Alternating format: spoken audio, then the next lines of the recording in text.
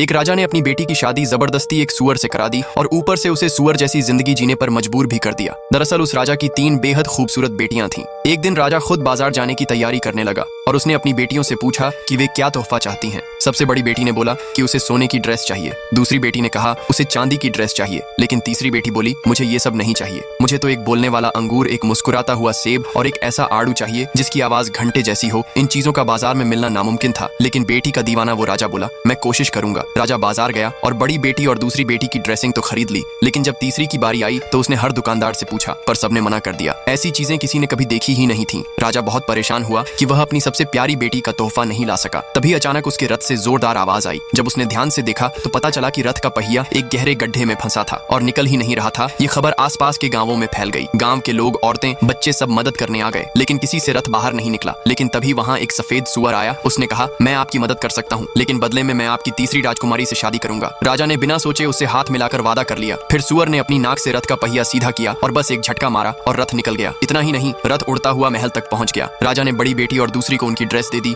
तीसरी को अफसोस के साथ बताया कि उसके लिए वो खास चीजें नहीं ला सका। तभी महल के बाहर जोरदार आवाज आई। राजा ने खिड़की से झांका तो देखा वही सफेद सुअर ठेला लेकर आ गया है। उसने कहा मैं राजकुमारी को लेने आया हूँ। लेकिन राजा ने तो अपनी बेटी को सुअर को देने का झूठा वादा किया था, तो उसने एक नौकरानी को राजकुमारी के कपड़े पहना दिए और सुअर के पास भेज दिया। लेकिन सुअर बहुत चालाक था, उसने एक नजर में ही पहचान लिया कि ये असली राजकुमारी नहीं है। राजा अब पछताने लगा। जब तीसरी राजकुमारी को यह सब पता चला तो वो गला फाड़ कर रोने लगी। राजा ने फिर एक और चाल सोची। उसने अपनी बेटी को गंदे और फटे पुराने कपड़े पहनाकर भेजा ताकि सुअर शादी करने का इरादा छोड़ दे। लेकिन सुअर ने जैसे ही राजकुमारी को देखा वह खुशी से झूम उठा और उसे तुरंत ठेले में बिठाकर अपने घर ले गया। सुअर राजकुमारी के साथ क्या करेगा, देखने के लिए वीडियो को लाइक और चैनल को सब्सक्राइब जरूर करें।